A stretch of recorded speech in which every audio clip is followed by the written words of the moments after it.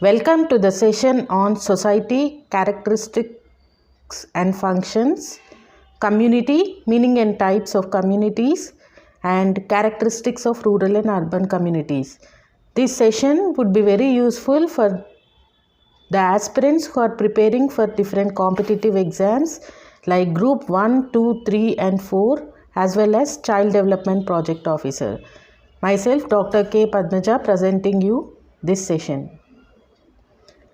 And coming to the different concepts which we all need to understand when we are learning about societies and concepts, these basic units would focus on understanding how human beings live and carry out the different activities. Not just the understanding of these units will provide us with the relationships that exist between the different individuals and the various social processes which are happening in a society. So we need to understand about the various basic concepts in order to understand the social life. And few of the important basic concepts include society, community, association and institution. Coming to the general meaning of the society, that is, a lay person understands society as a group or collection of individuals. But from the point of sociology, it is not just the group, but it also refers to the sum total of all the relationships existing between the different individuals. And in the book named Society, written by Matt Lever and Page, the definition of society is as follows. Society is a system of usages and procedures of authority and mutual aid of many groupings and divisions of controlling of human behavior and of liberties. This ever-changing complex system we call society. It is the web of social relationships and it is always changing. That is, as per this definition, we can summarize that society is nothing but the web of social relationships, and the society is very dynamic in nature. Yes, characteristic features of a society. The first feature being the likeness and differentiation. In a first place, when there is a aggregation of individuals who share a sense of likenessness, no society can come into existence unless its members feel that they are like one another. Example, members of family and king and similar groups belonging to same village or town or of same caste generally have this feelingness of likeness.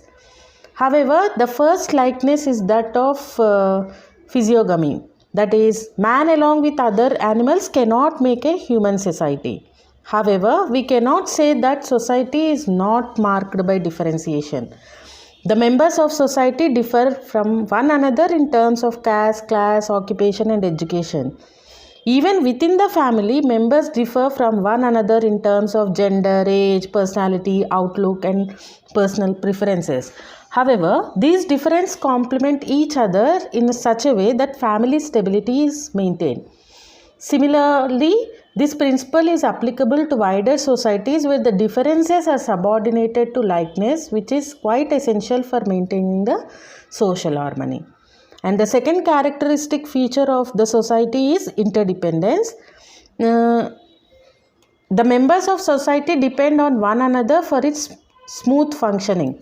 In a traditional village or in our neighborhood, members of different caste groups depend upon each other in everyday life. For example, washerman, carpenter, cobbler, ironsmith, bus conductor, sweepers are doing their own tasks, yet depending upon each other. No individual can perform all the functions on one's own.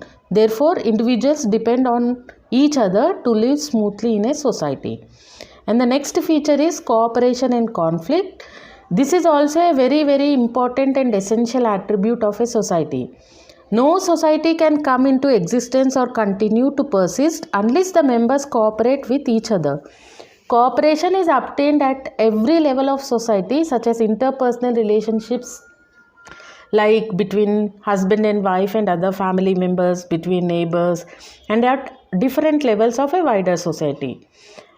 Unless we cooperate, we cannot have a harmonious relationships. Once this cooperation is established, in relationships also we have an element of conflict. For example, you and your brother may like the shirt your parents have recently bought and both argue to get it. However, your parents soon may resolve the conflict. In the same way, cooperation and conflict marks relationships in a society. Hence, conflict and cooperations are an essential attribute of a society. So, groups can enter into conflict relations whenever the interests are opposed to each other group. For example, the conflict between landlords and landless can be observed in the various scenarios. Next, let us see what are the various functions of society. If you look at the functions of society, the basic functions necessary for continuation and survival of any society is recruitment of members. Recruitment of members is like, the populations keep on growing and they age. Hence, for maintaining the continuity, younger generation should be associated with a given society. Hence, the recruitment of members usually happens through the institution of marriages or by involving other community members to a given society. And the second function is socialization. As we have already discussed in the above, socialization, we can say that through the process of mingling with each other, depending on each other for the various goods and services. Next function is production and distribution of goods and services. And the fourth function is preservation of order. That is, each one of them have a particular role to play in a given society. When these roles are not in conflict with each other, each member in a society have a particular task to operate upon, and this operation of tasks will give rise to a particular order and stability to a society. Hence, we can say that the four important functions of the society are recruitment of members, socialization, production and distribution of goods and services, and preservation of order. Like, society is an abstract notion, idea or thought. However, community is a concrete entity. According to the sociologist, whenever the members of any group, small or large, live together in such a way that they share the basic conditions of a common life, that group is called a community. Hence, we can say that a community refers to a group of individuals living in a geographical area. They share the same physical environment and the basic condition of common living. Example, a village, a neighborhood. So now let us look at the characteristics of a community. Community refers to an aggregation of individuals. It is associated with the locality. The members of community have strong community sentiments or a sense of belongingness or we feeling. Community as a group of people is created spontaneously over a long period of time. Therefore, it has more permanence or endurance than those groups which are created with a purpose. Community serves wider ends. A community is usually associated with a specific name. So now let us see the various differences between the society and community. Society is a group of people with a common territory and culture interacting with one another. However, community is a group of people living in the same place or having a particular characteristics in common. In society, members are diverse since it consists of many different communities. Members in community necessarily share common characteristics among each other. In society, interaction among members is a core element since it determines the connection between the vast networks of people. And in community, interactions among members happen involuntarily since these people share many things in common. In society, there is a high diversity among members, hence it is heterogeneous. However, in community, there is minimum diversity, hence it is rather homogeneous. In society, locality is not defined and it is not an essential element.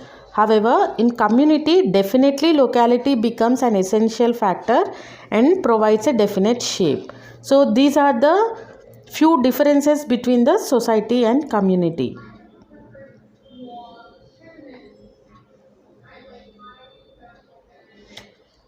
Now, based upon the location, the communities are divided into two, that is urban communities and local communities. Now, let us see what are the characteristic features of rural and urban communities. Rural community is an area which is underdeveloped and not civilized based on geographical conditions. And the characteristics of rural communities are small community. They live in very harmonious relationships with each other, and we usually find social unity among all the members living in a rural community, and they have a very informal system of control, and we see that prominence of undivided families mostly based on agriculture, and they live in midst of nature. We see that there is an influence of neighborhood in rural communities, and rural communities prefer to live a very simple life, and they are usually involved in various religious activities, and when they want to share their opinions are mostly traditional in nature, which are transmitted from one generation to another. However, in rural communities we find that there is a widespread caste system even till today, and few of the problems which are associated with the rural community are illiteracy and poverty, and we also find that the rural areas the population is very sparsely populated, and urban communities are those areas which are developed and civilized based on geographical conditions. The characteristics of urban communities are, we find a variety of social strata in urban communities, and there exists no common affinity with each other who are living in a common geographical area. That is, there is a lot of feeling of anonymity in these communities, and there is a huge or increased social movement due to the presence of various modes of communication, information technology, etc. And in urban communities, we find that there is a greater emphasis on individualism, materialistic comfort and privacy, which is very contrast to that of rural communities. And we find that there are a lot of associations and unions which are available in the urban communities. And we find nuclear families, mostly nuclear families in urban community, and they are very open to the various social reforms. Hence we can see that there is a fast pace of social reforms in the urban communities. Now let us look at few of the questions which we can expect in the competitive exams. The book People of India has been written by Risley, Gure, Iravati Karvi, D.N. Mujambiar. The correct answer for this question is Risley. The book People of India has been written by Risley. Next, who has written the book Races and Cultures of India? A. Guha, B. Hauble, C. D.N. Mujambar, D. Herbert Mead. The correct answer for this question is C. D.N. Mujambiar has written the book Races and Cultures of India. Next question, which of the following is not correctly matched?